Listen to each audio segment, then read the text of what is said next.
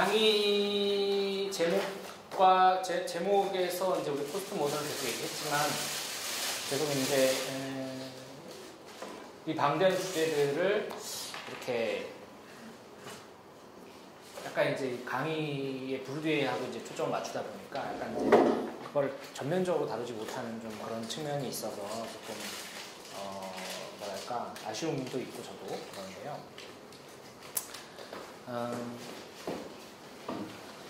지난 시간에도 계속 얘기했지만 또 한 번 얘기하자면 포스트 모더니즘이라는 것은 크게 나눴을 때 예술, 건축 이런 분야에서 나타난 포스트 모던 사조가 있는 것이고요.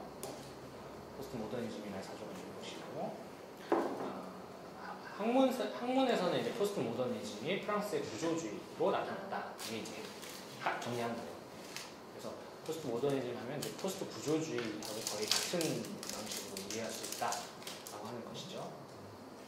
그래서 뭐 데리다니, 푸콘이, 리오타니, 보드리아니 이렇게 해서 소위 후기 구조주의, 포스트 구조주의의 대표적인 사람들을 떠올 수가 있는데요. 이 중에서 이제 뭐 푸코는 사회학에서 많이 인용하고요. 보드리아르도 마찬가지죠. 사회학 쪽에 많이 조금 인용을 많이 하고 이제 하는 그런 쪽에 있는 사람들이고. 이제 이 포스트 모더니즘이 모더니즘과 포스트 모더니즘 사이에 단절이냐 연속성이냐 이런 논쟁이 많이 있다고 했던 거고, 그래서 이제 이것이 이제 단절이 아니라 어떤 연속성 속에서 모더니즘의 한계를 비판하면서도 여전히 이 사회에서 지금 현대 사회에서 드러나고 있는 부조리나 여러 가지 양상들, 후기 산업 사회에 드러나는 이런 양상들, 뭐 예를 들어 노동 유연화라든지 신자유주의라든지 이런 양상들을 설명하는 데에는 소위 근대성의 어떤 근대성이 극단으로 가면서 이 근대성의 어떤 부작용과 같은 방식으로 나타나는 것이다라고 했을 때, 그랬을 때 이제 포스트 모더니즘이라는 것이 모더니즘을 극복했다기보다는 모더니즘의 후기 양상, 모던 연속성이 있는 양상으로 이해할 수도 있다라고 하는데, 이제 포스트 모더니스트, 소위 아까 되겠지만 뭐 전형적으로 이제 포스트 모더니스트라고 하는 사람들은 여기에 약간 더 긍정적인 요소를 부여하는 것 같고, 특히 데리다 같은 경우에는 약간 좀 더 긍정적인 요소를 부여하는 것 같고, 그렇지 않은 사람들은 굳이 이제 이 사람들을 레이트 모더니스트라고 이제 그러니까 포스트라고 안 하고 레이트라고 이제 약간 구분하는 경향이 있죠. 그래서 예를 들면 울리 백이라든지 앤서니 기든스라든지 바우만이라든지 알렉산더 같은 사람들은 포스트 모더니즘이라는 말을 안 좋아해요. 안 쓰고요. 특히 바우만 같은 게 액체근대, 리퀴드 모더니즘이라는 말을 쓰죠. 그래서 이제 모던과의 연속성을 강조하면서도 모던을 비판하면서 지금의 이 포스트 모던적인 현상이 벌어지는 것 같지만 이것이 사실은 모던의 연속성에서 어떤 부작용이나 문제점들이 극대화된 양상이다라고 하는 그런 차원으로 설명을 하고 있는 것이죠. 근데 이제 포스트 모더니즘의 그 핵심을 여러 가지로 얘기할 수 있지만 지지난 시간에 얘기했던 것 같은데, 스콧 내시라고 하는 이제 사회학자는 이제 포스트 모더니즘의 핵심을 탈분화라고 봤어요. 그러니까 이제 근대성, 모더니티, 근대성하고 이제 이 근대성 다음에 나타나는 게 이제 그냥 후기, 레이트 근대성인데, 이렇게 본다면 근대성의 핵심을 분화라고 하는 거죠. 이 분화라고 하는 것은 이제 베버가 얘기하는 거죠. 각 사회 영역이 소우주로 다 이렇게 나눠졌다는 거예요. 분화된 거예요. 그러니까 예술, 정치 다 이렇게 분화된 거죠. 예술은 예술의 논리가 있고 정치는 정치의 논리가 있고 그죠. 분화가 있고요. 그 다음에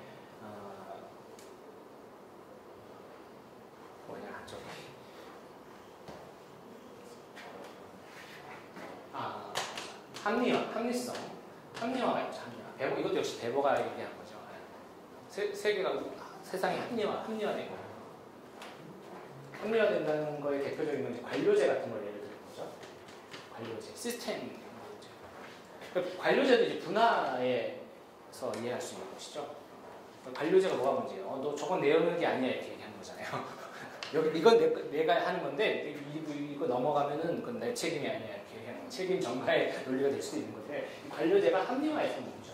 영역을 나눠서 딱 자기 영역까지 하고 또 남한테 넘겨주고 다른 사람이 책임과 권한을 나눠갖고 권력 분화에도 분업에도 관련이 있는 것이 이렇게 이 근대성의 특징도 있는 거예요. 이게 합리화가 이제 인간의 이성을 신뢰하는 측면이 있는 거고요. 합리화는 특히 이제 뭐 가치 합리화, 목적 합리성, 가치 합리성, 목적 합리성, 도구 합리성 이런 것들이 있는데 대표적으로 그냥 도구 합리화, 도구주의라고 도구적 합리성, 도구적 합리성을 대표적으로 생각할 수 있어요.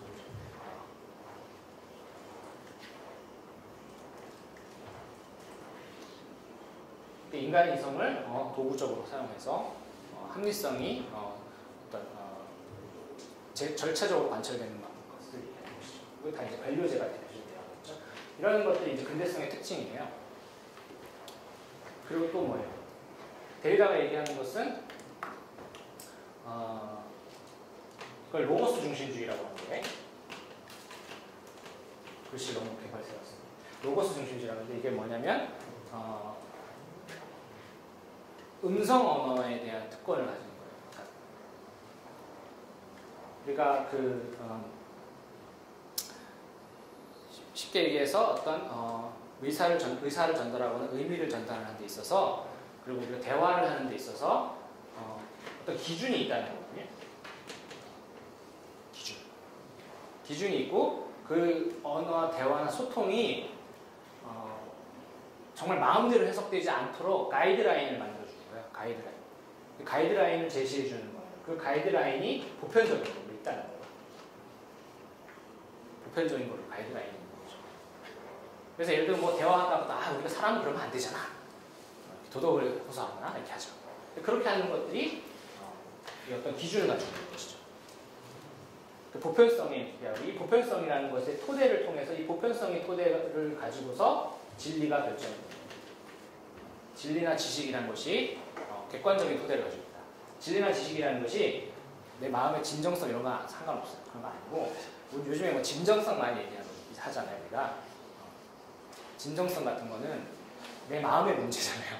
내 마음의 진실된 나 스스로를 돌아보고 뭐 이런 건데 그런 게 아니라 진리라는 것이 객관적인 토대를 갖고 있고 어떤 기초에 의해서 쌓아져 나아갈 수 있는 것이다라는 이미지죠. 지식이라는 게 찬찬히 기초부터 아래로부터 쌓아져 올라가서 성립될 수 있는 것이다. 지식은 축적될 수 있는 것이다. 라고 생각하는 거죠. 이걸 가리켜서 우리가 정초주의라고 얘기해요. 파운데이션, 정초, 어떤 토대가 있다는 거예요. 지식의 토대, 진리의 토대가 있어요. 뭐 기독교에서는 진리의 토대, 하나님 말씀, 이렇게 있죠. 토대가 있죠. 그 토대 자체를 파괴할 수가 없어요. 파괴하면 안 된다.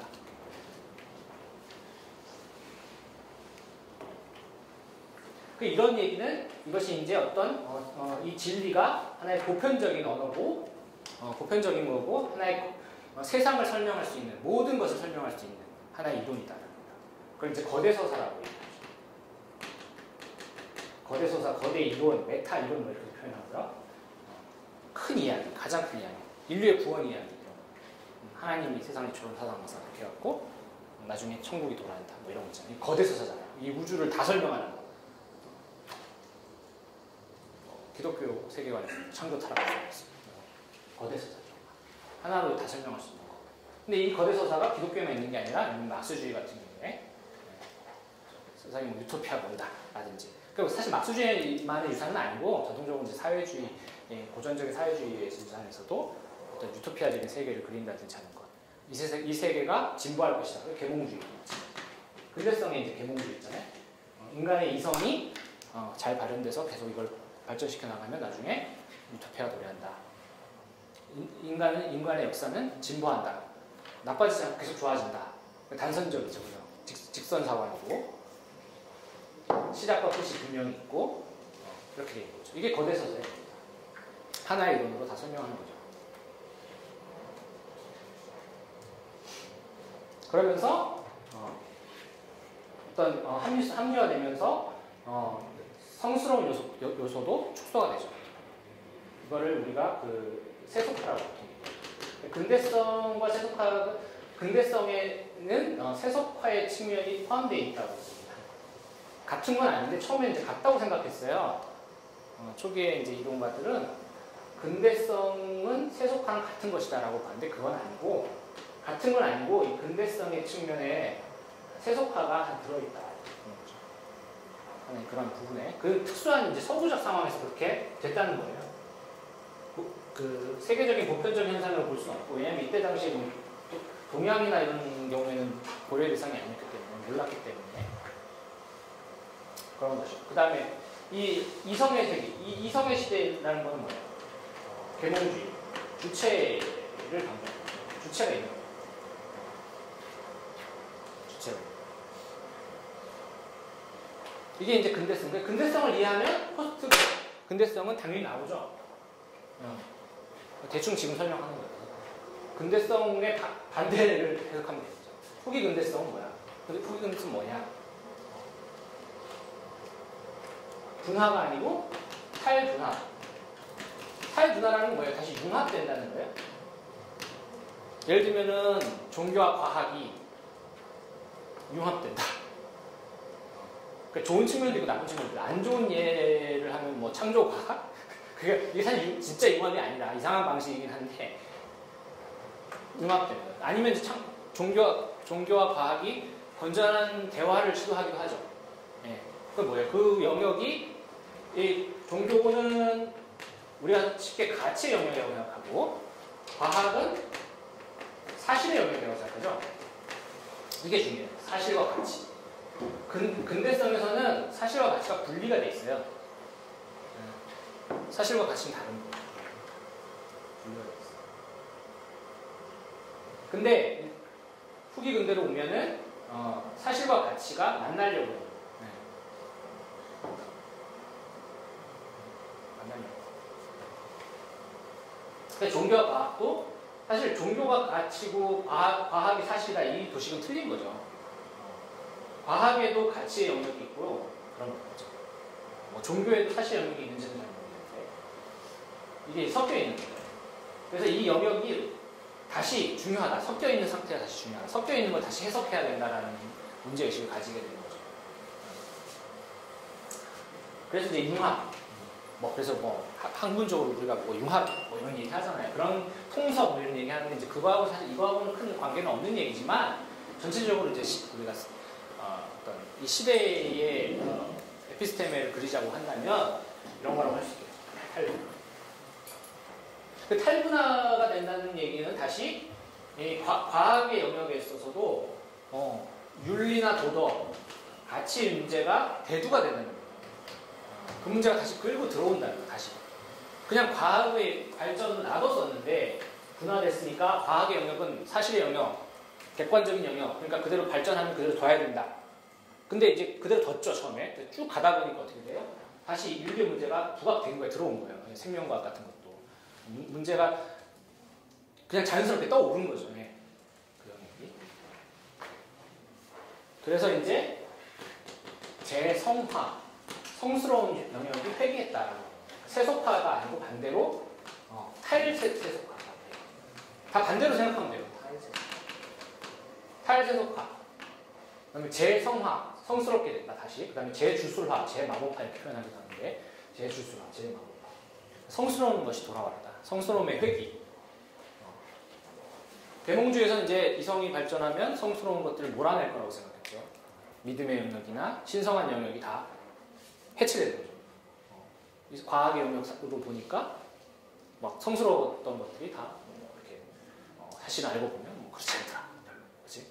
신비스러움이 없어지는 거죠. 그게 이제 세속화인데 이 후기 근대로 오면은 이제 다시 성스러운 것, 신성함의 영역이 나오기 시작해요. 그래서 우리가 촛불 집회 같은 것도 이런 예로 들 수 있는 거죠.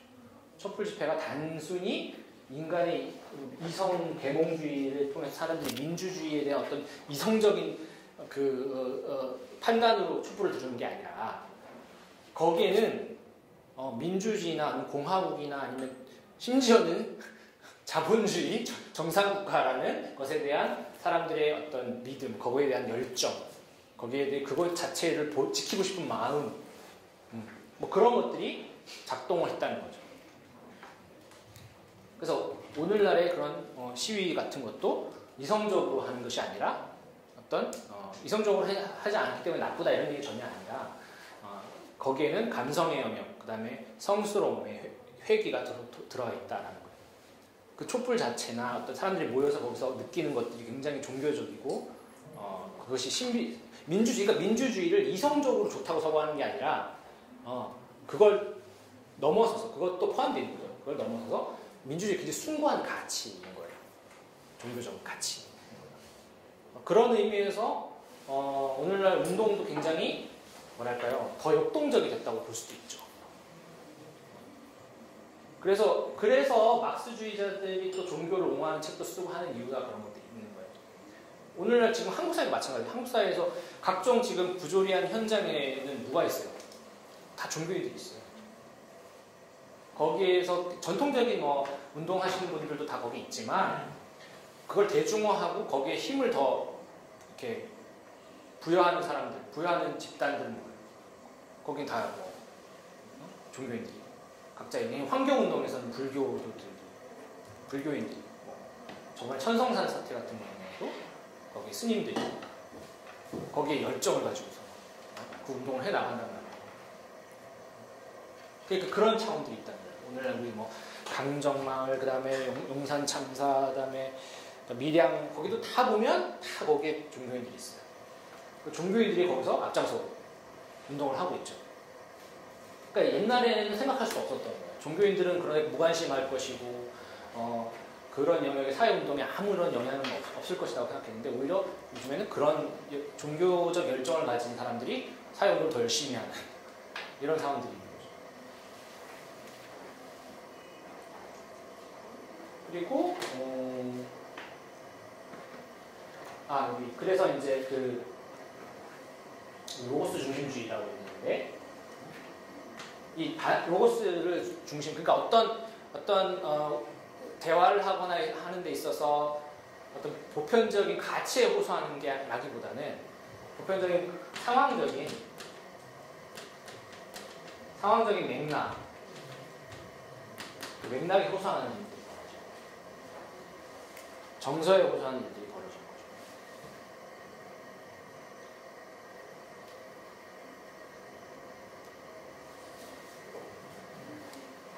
그리고 이제 이렇게 볼 수 있는데 이것이 이제 보편적인 판단 규칙, 보편적인 판단 규칙, 기준 이거에 대한 이제 회의를 불러오고 이것에 대한 이제 해체를 가져오는 측면이 있다는 거예요. 특별히 이런 측면을 이제 강조하는 사람들을 우리가 이제 후기 근대성보다는 포스트 모더니스트라고 보통 표현하는 거죠.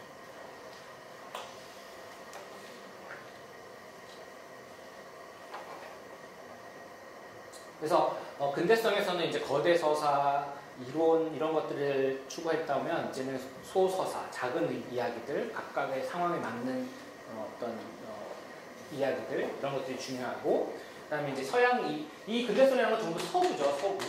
근대성은 서구 근대죠, 서구 근대.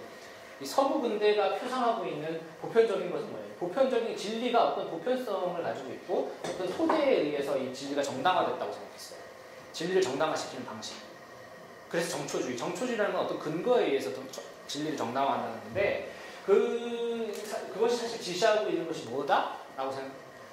그것이 이제 수많은 이제 페미니스트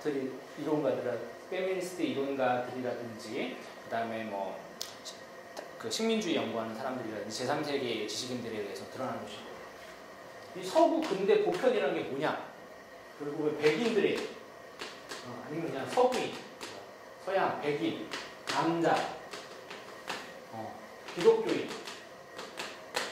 이걸 표상하는 거 아니냐? 근데 이건 이제 주임기표라고 중심되는 상징이라는 거예요. 주임기표라고 중심되는 상징, 중심되는 가치. 사실은 이걸 지시하고 있는 거 아니냐?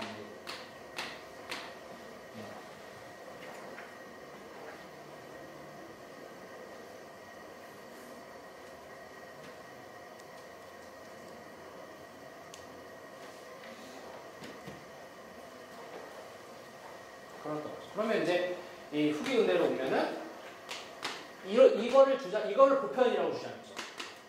이게 보편성이라는 거예요. 사실 이 보편성의 배후에는 이것이 감추어져 있는 거죠. 은폐되어 있었던 건데 이러면 상대적으로 누가 소외가 되는 거예요? 동양 오리엔탈리즘을 붙습니다. 그다음에 뭐 동양인 유색 인종, 여성, 다른 종교 이런 것들이 타자로서 여기서 이미 배제되어 왔던 거예요. 근대성이요. 배제되어 왔던 것에 대해서 비판을 하는 거예요. 비판을 하면서 이런 영역에 대해서 다시 생각해보는 거예요. 근대성에 대한 성찰의 측면에서 포스트 모더니즘을 얘기하는 거예요.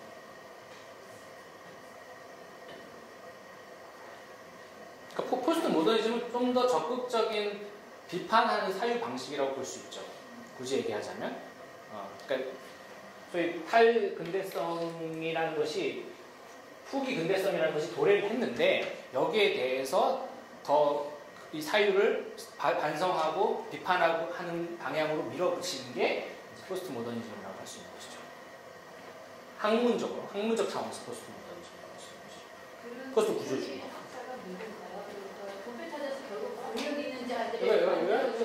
이거 포스트 모더니스트는 데리다,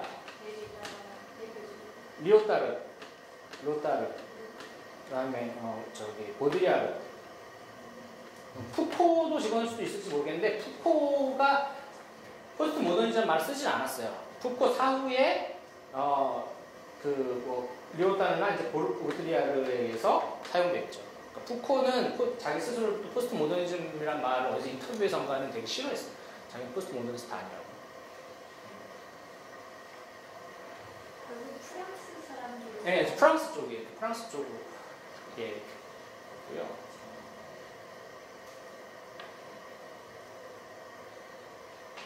이게 나라마다 이런 소위 근대가 변화되는 문화 변동이죠. 사회 변동, 문화 변동, 사회 변동에 따라 대처하는 사상이 조금 달라요. 이제 저 잘 모르지만 저도 뭐 사상사를 전부 다 아는 게 아니니까. 프랑스 같은 경우에 이제 포스트 구조주의라는 형식으로 이제 다양한 구조주의. 그러니까 전에 첫 시간인가 얘기했죠. 구조주의 안에 이미 포스트 구조주의를 내포하고 있다고. 이제 그런 구조주의적 사유 방식이 있는데 거기에 대해서 이제 그런 게 프랑스 전통인 것 같고요. 영국은 좀 다른 방식이에요. 영국은 이제 비판적 실전이라고 해가지고 구조라는 말을 별로 안 좋아해요. 영국 사람들은 안 쓰더라고요. 거기는 실제라는 말을 더 좋아해요. 리얼리티, 더 리얼이라는 말을 더 좋아하고 그런 방식, 사유 방식이 좀 다른 거예요. 독일은 내가 잘 모르겠는데 섞여 있는 것 같아요. 어쨌든 뭐 그런 이제 사유 방식들이 있는 거고. 근데 이제 이론 진영에서는 이제 이 복잡한 이 전통들을 다 섞어서 이제 그걸 다 같이 이제 소위 통약을 해보는 거죠. 번역을 하려고 노력하죠. 저 같은 경우도 비판적 실제론과 후기 구조주의가 어떤 면에서 비슷하고 어떤 면에서 다른지. 이제 이것이 철학적으로는 제가 하는 건 아니지만 사회학적으로 이제 이게 관련이 있거든요. 구조라는 말이 얼마나 이제 중요한 말이냐, 이렇게 그 구조를 해명하는 데 있어서 실제라는 것을 가지고서 해명할 수 있느냐, 이런 복잡한 논리들이 있는 거예요. 지금 그 첫 시간에 얘기했지만 구조가 결국에 이제 심층 구조의 토대는 더 들어가면 깊이 들어가면 심층 구조인데 이 심층 구조가 더 리얼이냐, 뭐냐 이 층이가. 그럼 이거 사실은 언어 게임이 다르거든요. 조금씩 좀 달라요. 다른데 이것을 이제 같은 거로 보냐 다른 거로 보냐에 차이가 있는 거예요.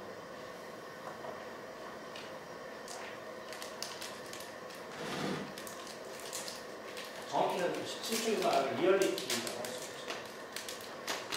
더 리얼을 모르니까 우리가 일단은 리얼리티, 실제성이라고 하는 것, 현실이라고 하는 것이 과연 구조랑 무슨 관계를 갖고 있느냐라고 하는 것이 복잡한 얘기인데.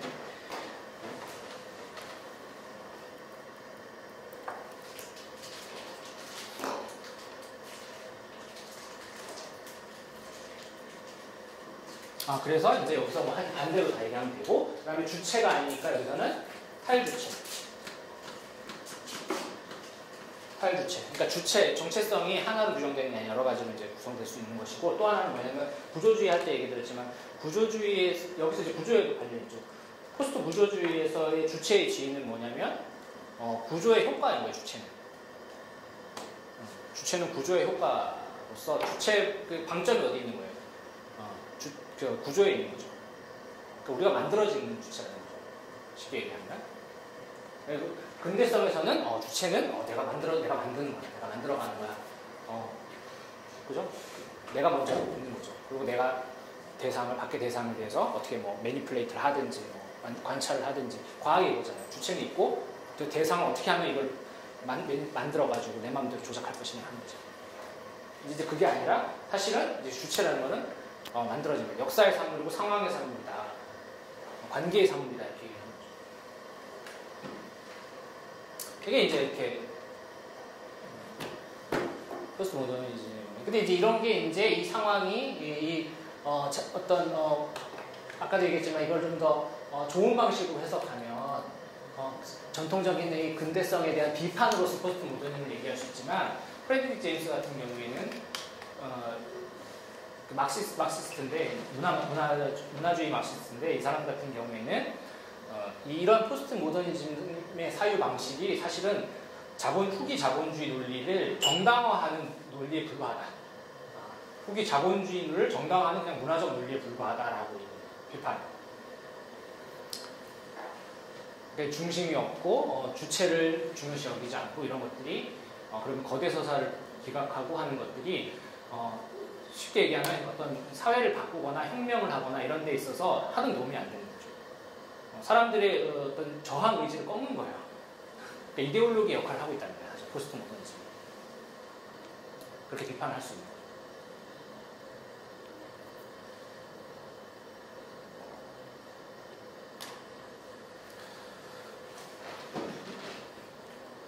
수박 겉핥기로 번개불에 콩 꺼먹듯이 있는데 오늘은 원래 할 거는 이제 지난 시간에 브루디에를 계속 하면서 약간 좀 적용하는 차원을 얘기해 보려고 하는데요.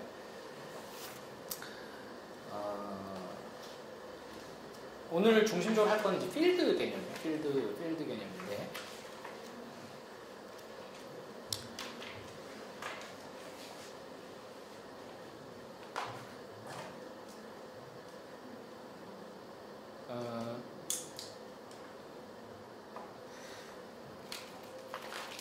너무 제가 또 길게 24페이지나 너무 많이 해가지고 그런데요. 제가 이제 석사 논문을 쓴 거를 중점적으로 여기서 좀 하는 거고요.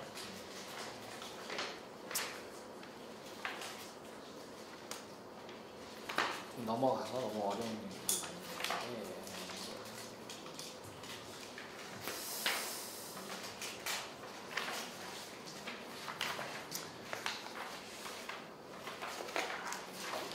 쭉 넘어가서요.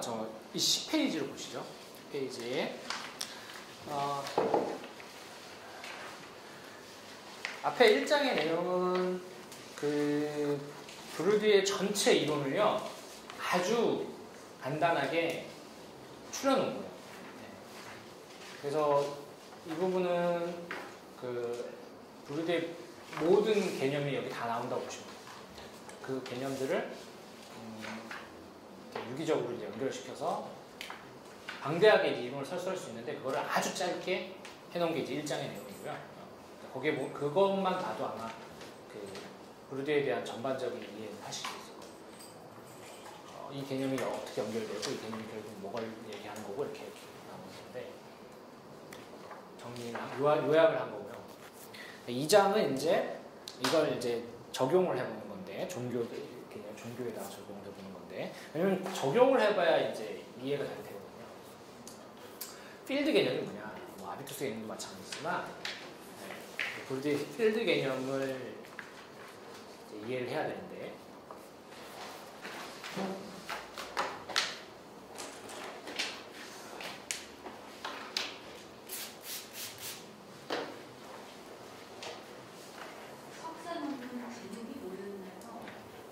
석사 논문은 한국 개신교에 대한 사역적 이해, 브루디의 개념을 좀 브루디 까먹었어. 불디에를 중심으로 그렇게 썼던 것 같아요. 네. 저번에 나오신 보니까 석사 논문에서 하신 것 같아요.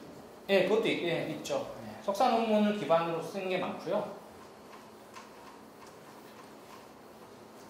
석사 논문을 전후로 해서 이제 여러 글들을 썼는데 계속 다 불디에에 대한 글을 썼는데 그게 막 섞여 있죠.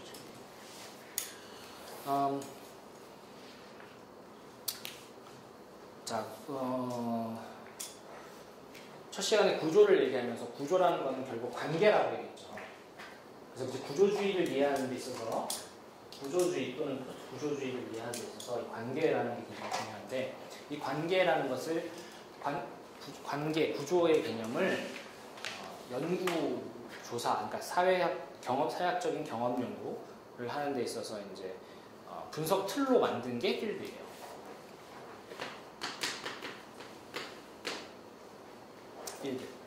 필드 장이라고 그냥 번역을 하는 거예요. 필드 조금 다른 거일 수 있겠지만 보통 뭐 이 장이라는 개념을 실체적으로 이해하시면 안 되고요.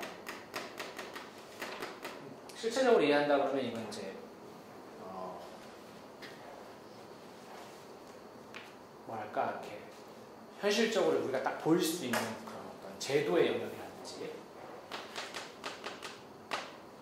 그런 영역으로만 볼 수는 없어요. 그런 영역을 넘어서서 이제 추상적인 공간으로 제시가 되는 거예요. 추상적이지만 구체적일 수 있는. 추상적이지만 개념적이지만 이것이 구체적으로 사례를 들어서 얘기할 수 있는 그런 개념이에요. 그래서 이제 관계를 사용하는 데 있어서 이거를 실체적으로 간다 그러면 자칫하면 우리가 이제 굉장히 이제 정답이 있는 것처럼 이제 얘기하는 걸 수가 있고 그러면 이제 포스트 모던하고 관련이 있겠죠. 왜 불디에를 이 포스트 모더니즘 하는데 이제 얘기를 하냐면 나중에 제프리 알라선도 마찬가지지만 그 관계가 애매해요. 그러니까 포스트 모더니즘 완전히 포스트 모더니즘이라고 말할 수도 없고 그렇지 않다고 말할 수도 없는데 자꾸 그런 논쟁에 대해서 별로 관심이 없는 사람들이 있긴 해요, 사실. 그리고 이제 명시적으로 포스트 모더니즘의 사유로서 이렇게 그런 것들을 좀 비판하는 경향도 있어요. 불디에도 포스트 모더니즘 별로 안 좋아하는 그런 경향들이 있는데 그럼에도 불구하고 이 필드라는 개념은 관계를 실체화하지 않으면서 그러니까 또 고정된 고정된 구조로 파악하지 않으면서 역동적인 구조로 파악하면서 이해를 할 수 있는 그런 것이죠. 그래서 이제 그 마그네틱 필드 물리학에서 자기장이라고 하죠. 마그네틱 필드. 그러니까 자기장 같은 거 생각하시면 돼요. 자기장. 그러니까 눈에는 보이는 게 아니죠. 직접적으로 눈에 보이는 건 아닌데 이렇게 어떤 영향력에 의해서, 힘에 의해서, 상호작용에 의해서만 드러나죠. 그게 이제 필드 개념이에요. 그래서 그것이 실체적이지 않고 추상적이고 구체적일 수 있는 그런 개념인 거죠.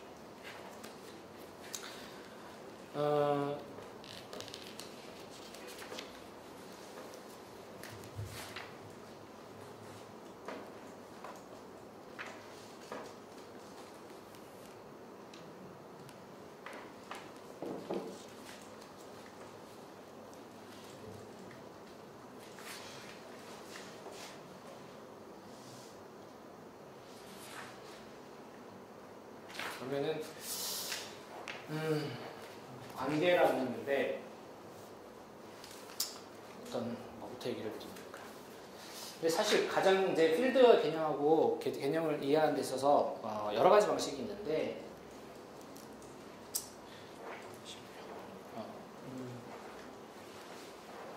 그 개념을 설명을 또 안 드렸구나. 그 게임의 규칙이란 말을 제가 잘 썼을 거예요. 그래서 써왔는데요.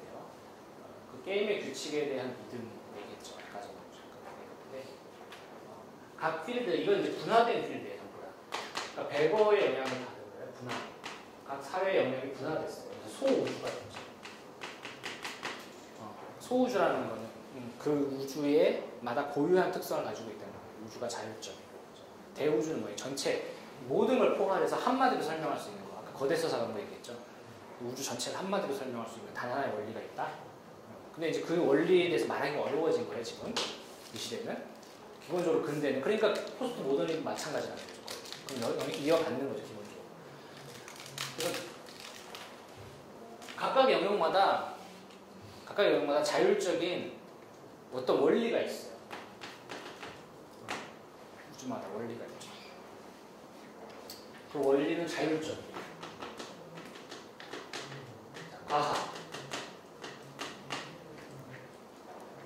과학을 우리가 잘 모르지만 그래도 대충 감으로 과학하고 그러면 정치 또는 의학을 생각해봅시다. 아니 뭐 이런 정치 전쟁이 났어. 전쟁이 나서 사람들이 죽어가는데 의사가 적군도 치료해준다. 이건 과학의 의학의 논리죠. 의학의 논리. 정확히 과학은 아니겠죠. 의학을 해봅시다.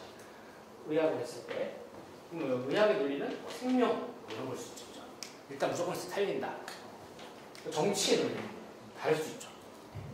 정치의 논리는 다를 수 있어요. 또 문화, 예술, 예술은 예술의 고유의 정치하고 섞이기도 해요. 다 섞이기도 하지만 그럼에도 불구하고 또 표현의 자유 같은 거 얘기할 때도 예술을 고유의 영역이 있는 거예요.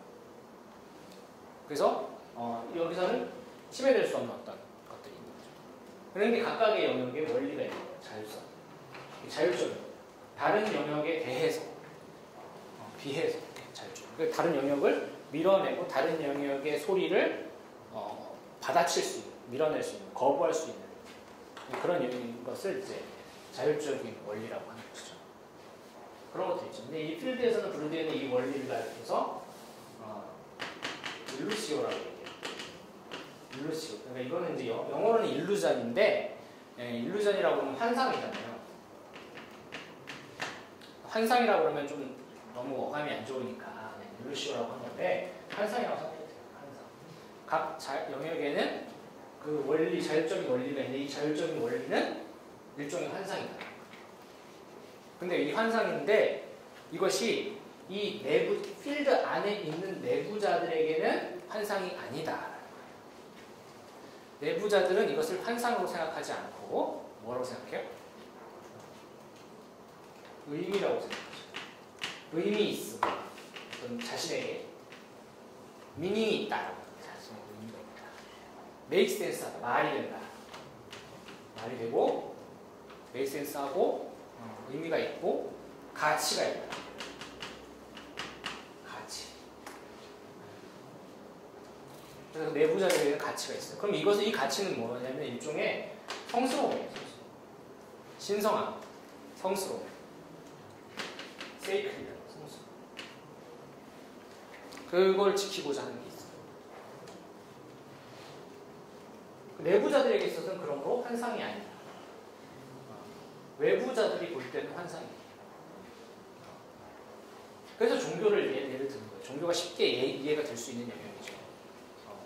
종교를 가진 사람에게 있어서는 종교에 무언가 알 수 없는 그 원리가 있는데 그 원리에 대해서 말로 이렇게 막 설명할 수 있는 건 아니에요. 설명하기 어려운 원리에 대해서 왜 자기는 그 의미가 있다고 생각해요. 이 종교는 의미가 있지. 이게 말이 돼. 이거는 뭔가 내가 잘 몰라도 가치가 있어. 이렇게 생각합니다. 그래서 뭔가 성스러운 거야. 이렇게 생각해요. 믿어. 이렇게 믿는 거예요, 사실은. 그렇게 믿는 거죠. 근데 그 믿는 게 이제 내가 이렇게 생각해보니까 이제 생각하는 거지. 평소에는 잘 생각하지 않죠. 평소에는 이것이 암묵적으로 수면 아래 이렇게 잠재되어 있어요. 마치 무의식처럼 잠재되어 있어요. 잠재돼서 사람들이 그것에 대해서 너무나 당연시하기 때문에 거기에 대해서 의문조차 제기하지 않아요. 당연시하니까 너무나 잘. 그것을 덕사라고 하는데 이걸 이제 헬라어인데 덕사가 이걸 헬라어 덕사는 교의 이거죠. 덕사.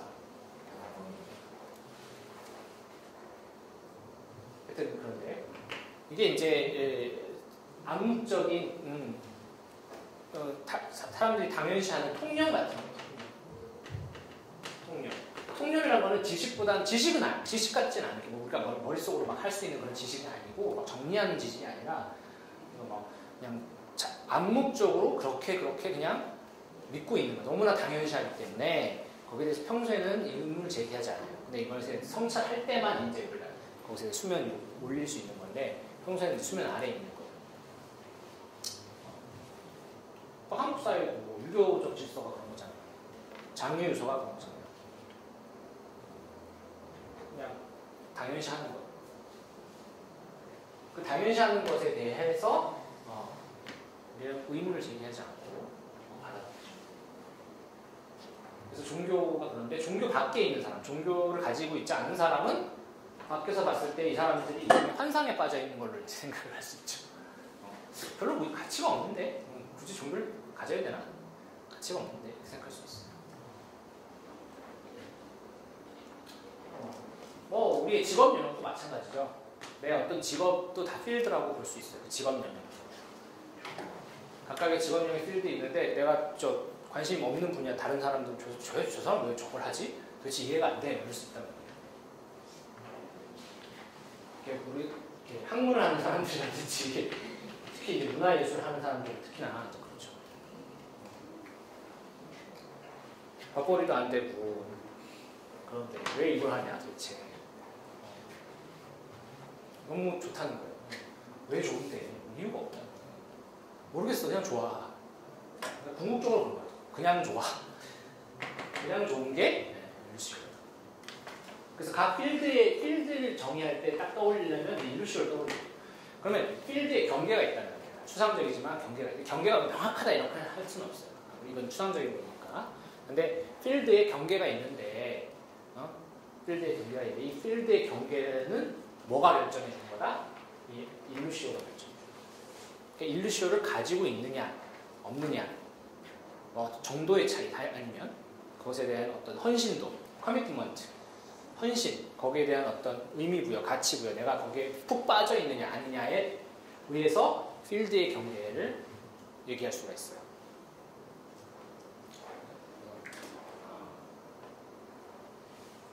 개신교를 장으로 생각할 때 개신교 장 안에 있다라고 했을 때 그 개신교의 어떠한 가치를 부여하고 거기에 내가 뭔가 이렇게 마음적으로 헌신하고 있고 헌신하고 있다고 했을 때 그 사람을 그 필드 안에 있다고 볼 수 있어요.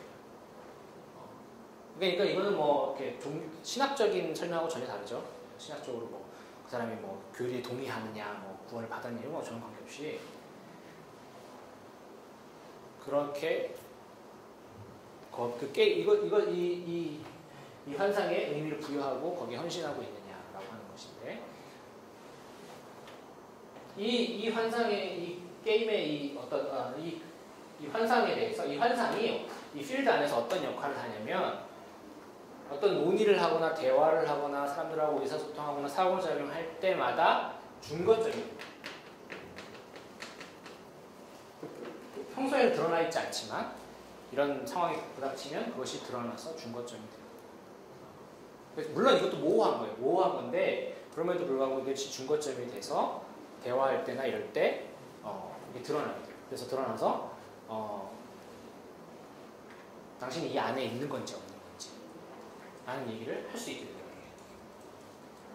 그래서 이것은 이제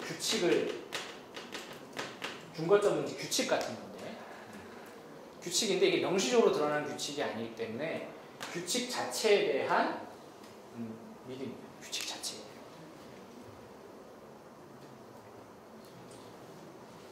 스포츠도 마찬가지예요. 스포츠를 예를 들 수도 있어요. 필드를 스포츠로 예를 들면 스포츠 할 때도 그 스포츠가 축구가 너무 좋다. 거기에 대한 의미를 부여하고 있고 거기 가치를 부여하고 있으니까 하는 거예요. 물론 뭐 경제적인 보상도 있고 다 그런 것도 있죠. 근데 그거하고 상관없이 그거 플러스로 그거를 더 근본적으로 결정해주는 환상이 있는 거예요. 그 환상이 있는 거고 거기에 대해서 이제 축구가 논란이 됐을 때 여러 가지 형태로 논란이 됐을 때 그 축구의 가치를 옹호하고 거기에 대해서 계속 의미를 부여하고 하는 것들이 축구를 축구답게 만드는 것에 대한 어떤 환상을 갖고 있기 때문이에요. 어떤 뭐뭐다움 이런 것들이 바로 이 규칙에 대한 믿음이라고 할 수 있죠. 무엇다움을 추구하는 거. 그러니까 종교인은 종교다움을 추구한다. 종교인 다움을 추구한다. 개신교는 개신교 다 와야 돼. 기독교는 기독교 다 와야 돼. 진정한 기독교는 뭐야? 라고 생각하는 거. 그 다움, 무슨 다움에 대한 헌신. 구체적인 생각은 다 다를 수 있어요. 그죠? 막 싸워. 어떤 사람은 나는 이렇게 해야 된다고 생각해. 아니면 어떤 사람은 나는 이렇게 돼야 된다고 생각해. 하죠.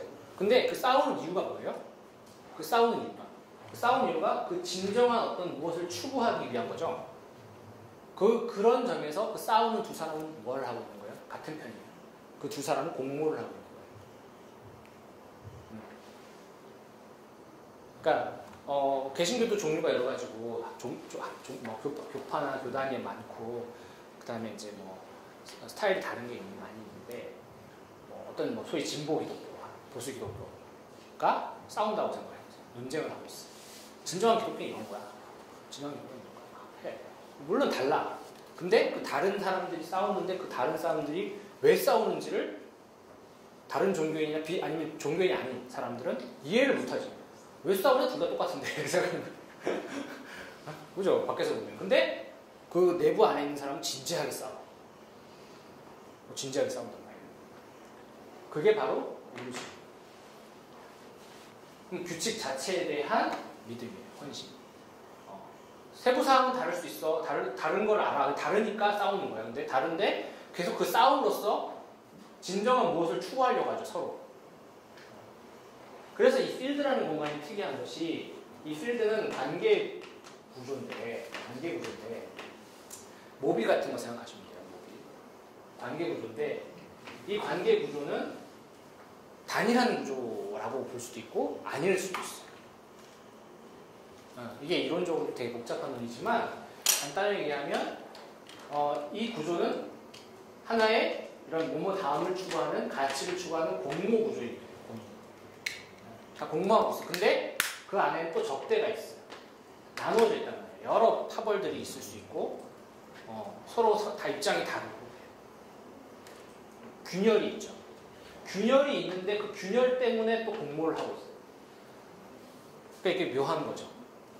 근데 이게 사회 이론에서도 되고 골치 아픈 주제이긴 한데 왜 이 사회는 하나로 통합되어 있는가? 통합되어 있지만 사실 통합되어 있지 않죠. 동시에 싸우잖아. 아니 전통적인 이제 막수지 계급론의 관점에서 봤을 때 이 안에 분열이 있어. 하나로 통합되지 않는 분열이 있어. 한국 사회도 마찬가지야. 한국 사회도 통합되어 있는 것 같지만 분열돼 있어. 분열된 게 진짜일까요? 통합되는 게 진짜일까요? 이론적으로 되게 난해한 거지만 이 두 가지를 다 설명하려고 하는 게 필드입니다.